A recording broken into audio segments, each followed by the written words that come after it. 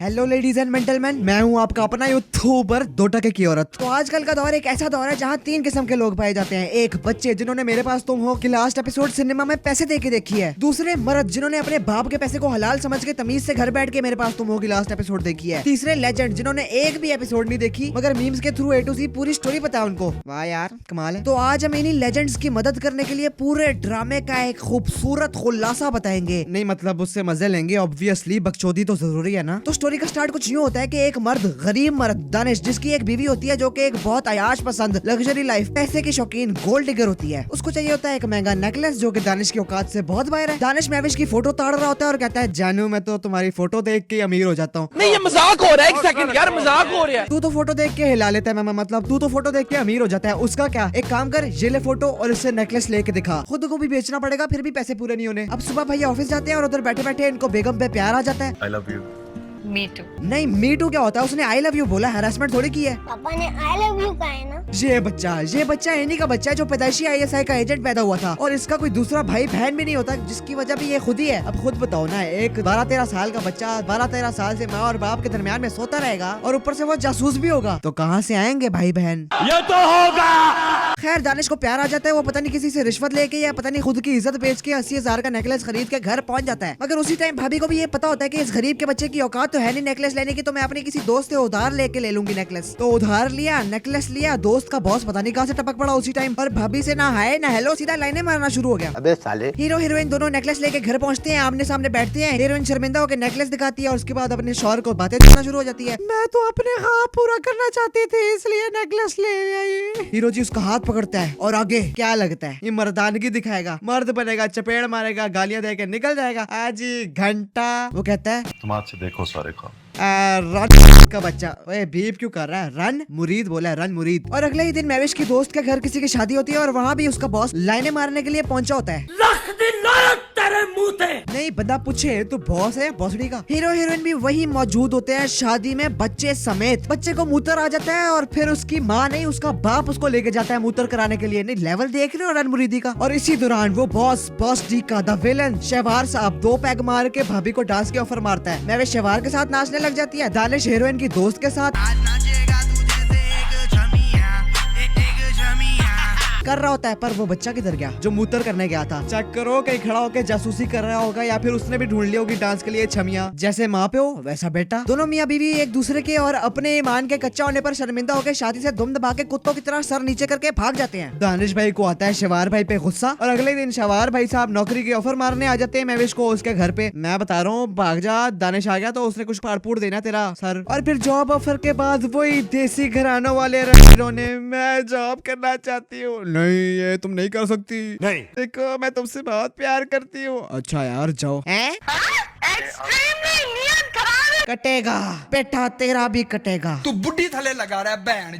वो जाती है जॉब पे और शहवार एज यूजुअल भाभी को प्यो का माल समझ के उस पे लाइनों पे लाइनें कराता है। भाई साहब का भाभी पे दिल आ जाता है और उसका पैसा देख के भाभी भी पिघल के फ्लैट हो जाती है। और एक दिन भाभी मियाँ को बताए बगैर मिस्टर शहवार के साथ ऑफिस के काम से इस्लामाबाद चली जाती हैं और वहाँ ऑफिस का काम हुआ हो या ना हुआ हो ये दोनों अपना काम पा देते हैं। भाभी शहवार पे मजीद फ्लैट हो जाती है। अब ऑब्वियसली कहाँ वो गरीब का बच्चा 50,000 की नौकरी वाला दानिश और कहाँ ये शहवार केमिकल्स कंपनी का मालिक शहवार। भाभी का दानिश से दिल उठ जाता है और इनका ब्रेकअप हो जाता है। नहीं असल में शहवार दानिश से महविश को 50 मिलियन में खरीद लेता है। और फिर एक रिमार्केबल मेमोरेबल लेजेंडरी डायलॉग जो कभी किसी को भूलने नहीं लगा। इस 2 टके की लड़की के लिए आप मुझे 50 मिलियन दे रहे थे। और फिर मुझे छोड़कर जो तुम जाओगे बड़ा पछताओगे, बड़ा पछताओगे। इसके बाद प्रोड्यूसर साहब को पता लग जाता है कि हाँ ये ड्रामा जा रहा है सुपर हिट, अब इसको लटकाओ। इस ड्रामे को 15 एपिसोड से खींच के 24 एपिसोड तक लेके जाओ। या पैसा ही पैसा। भाभी इधर से भी तलाक ले जाती है और आगे भी शादी नहीं करती क्योंकि शहवार को महविश एज अ बीवी नहीं बल्कि एज अ हॉट चिक चाहिए थी। यार वैसे मैं ये भाभी ज्यादा नहीं कर रहा, ये ड्रामा है या यूट्यूब का ट्रेंडिंग पेज। आखिर देवर ने भाभी के साथ क्या किया जानने के लिए क्लिक कीजिए इस वीडियो पे। चल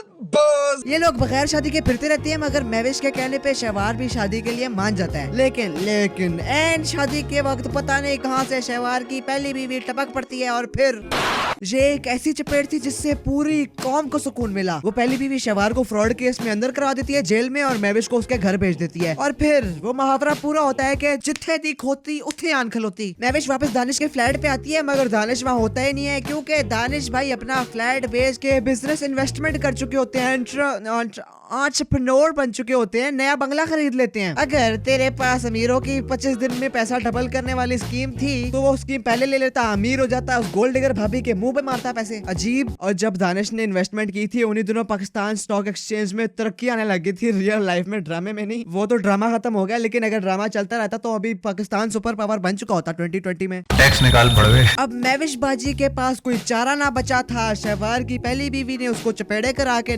पहली फुर्सत में निकल कह दिया था। पीछे से भी तलाक हो गई, आगे से भी की एलपीडी हो गया और पुराने वाले से पैचा भी नहीं हो सकता cause it's not possible, it's हराम। और उन्हीं दिनों में वो पैदाइशी आईएसआई का एजेंट रूमी को अपने पापा के लिए अपनी टीचर मैडम पसंद आ जाती हैं और वो अपने पापा का रिश्ता लेने चला जाता है मैडम से। मैडम को प्रपोज मार देता है। माना कि टीचर्स पे बहुतों का क्रश होता है, मेरा भी है, बट ऐसे प्रपोज मारने से कोई शर्माता नहीं है और ना ही हाँ बोलता है। सीधा प्रिंसिपल के पास जाते हैं और फिर वहाँ या तो डंडे से पिट्ठी लाल होती है या फिर सस्पेंड हो जाते हैं या रस्टिकेट। अजीब पैण ये की है। मेरा झूठ। टीचर भी बोलती होगी मैं तो इसको अपना बेटा समझती थी, ये तो बड़ा यक्का निकला। लेकिन टीचर रूमी का प्रपोजल को यस करा देती है। अब टीचर का भी दिल आ जाता है दानिश पे और मैविश का तो दिल वापस आ ही चुका था दानिश पे। टीचर इससे शादी का प्लान बनाती है पर पुरानी वाली शादी से पहले एक बार दानिश को अपने घर बुलाती है कि आखिरी मुलाकात कर ले, मेरे से मैं मर जाऊंगी। दोनों के फिर से रंगी रोने और फिर जानू प्लीज मुझे माफ कर दो प्लीज। दानिश सेंटी हो जाता है और उसको अपनी फटती हुई नजर आ रही होती है और उसको पुराना प्यार और नया प्यार दोनों से बचने के लिए हार्ट अटैक आ जाता है। हाय लाला तेरी जिंदगी तो आसान हो गई। वैसे सिंपैथी गेन करने और जान बचाने का अच्छा तरीका ये, जान बचानी है तो जान ही गवा दो। वाओ। अब दानिश वेंटिलेटर पर पड़ा रूमी को बुलाता है, मास्क उतारता है। डॉक्टर बोलता है कि ऐसा मत करें, आप फौत हो सकते हैं, लेकिन हीरोपंती दिखाना जरूरी है। वो डॉक्टर को बोलता है मालूम है तेरे बाप को मत सिखा चल। और फिर दानिश की रूमी से आखिरी इच्छा, बेटे मैं तो चला जाऊंगा लेकिन तुम फिक्र नहीं करना, मैं तुम्हारे ख्वाब में आया करूंगा, रोज आया करूंगा, तुमसे पूछा करूंगा कि होमवर्क किया है कि नहीं किया। क्या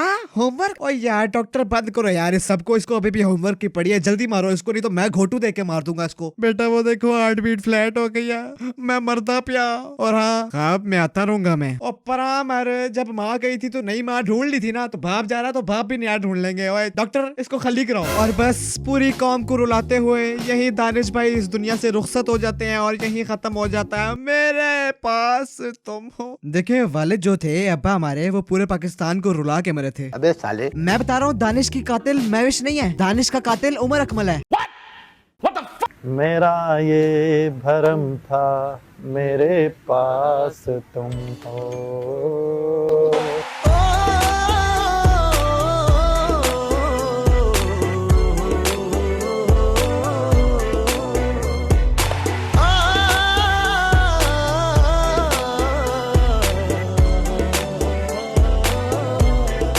इस एंडिंग को देख के पूरी कौम जज्बाती होके इस ड्रामे के राइटर के पास गई और कहा बना दिया। देखो इस एंडिंग के अलावा और कोई चारा भी नहीं था। मैविश से पैचअप भी नहीं हो सकता था, काजिट्स आराम, टीचर का दिल भी नहीं तोड़ा जा सकता था और ना ही टीचर से शादी करके मैविश को धोखा दिया जा सकता था। हाँ धोखा तो इसने देना था मैविश को, मैविश ने तो कोई धोखा दिया ही नहीं। बेवफा औरतें तो होती नहीं है, बेवफा तो सिर्फ मर्द होते हैं। बेवफा जो टर्म है ना, ये टर्म यूज ही सिर्फ मर्दों के लिए होती है ना। औरत खुश रहनी चाहिए, मर्द भवे जाए बट मराए, है ना। देखो देखो दानिश जब से गया है हानिया की हालत नहीं संभल रही। तो बच्चों इस ड्रामा मेरे पास तुम हो का मरकजी ख्याल समझ में आया? इस ड्रामे का मरकजी ख्याल ये है कि बीवी के जाने से मौत नहीं पड़ती, बीवी के वापस आने से मौत पड़ती है।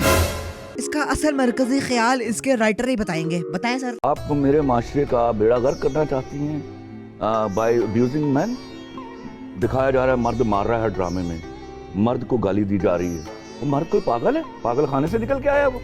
सारी उम्र मर्द सिर्फ उसके पैदा होने की खुशी होती है, उसके बाद वो जूं औरत की खिदमत करने के लिए निकलता है तादमे मर्ग, वो औरत ही की खिदमत करता है किसी भी शेप में। ये वो कर रहा है और क्या करे वो औरत के लिए, मुझे ये बता दीजिए। मर जाए लोग इस ड्रामे की एंडिंग से इतना डिसअपॉइंटेड है, लेकिन यार समझो यार, बात को समझो। अब लाजमी तो नहीं है ना कि हर चीज की हैप्पी एंडिंग ही हो। देखो अक्सर ड्रामे क्या होते हैं, एंड में सब कुछ सही हो जाता है, सबका पैचअप हो जाता है, सब कुछ सेटल हो जाता है। लेकिन उसको अपनी रियल लाइफ में रख के देखो ना, सब सेटल होने के बाद 2 महीने आगे जाओ, फिर देखो वैसे ही कुत्तों की तरह लड़ रहे होंगे सारी सास बहुएं। लेकिन ये स्टोरी रियल लाइफ में भी डाल के देखो तो बिल्कुल फिट बैठ रही है। अब जब बंदा ही फौत हो गया है तो मसले तो क्या ही बनेंगे। ये ड्रामा इतना सुपर हिट गया है कि कुछ लोगों की फट के हाथ में आ गई, केस ठोक दिए इस ड्रामे पे कि भाई इस ड्रामे में लड़की का किरदार बहुत गलत दिखाया है। सीधी सीधी बात है, कोई मसला नहीं है इस ड्रामे में, तुमसे बस इनकी कामयाबी बर्दाश्त नहीं हो रही, सिंपल इज दैट। हर ड्रामे में सिर्फ शादी बीवी बच्चे तलाक चल रहा होता है, वहाँ तो किसी को कोई ऑब्जेक्शन नहीं होती है। तो चलो यार ऑन दैट नोट यहीं पे वीडियो खत्म करते हैं, क्योंकि काफी लंबी हो गई है। अब ऑब्वियसली 24 एपिसोड्स थी, 24 घंटे के ड्रामे को मैंने पूरे सीजन को समराइज करके बताया 10 मिनट में, और क्या चाहिए। तो यार चलते हैं, किसी और ड्रामे पे ऐसी वीडियो चाहिए जैसे ऐरे वफा वगैरह पर तो बताना। पर यार उसमें जो मेन एक्ट्रेस है ना यार, उसका वो यार स्कैंडल जब से बने हैं ना यार, दिल खराब हो गया मेरा बड़ा। चलो यार ओके, जाओ हिलाओ दबाओ सो जाओ, क्या अपना अंगूठा हिलाओ और लाइक सब्सक्राइब और बेल आइकन को दबाओ। और मेरी बिल्कुल तबीयत यही खत्म होती है तो आखिर में ये तो बनता है आख थू बुलाती है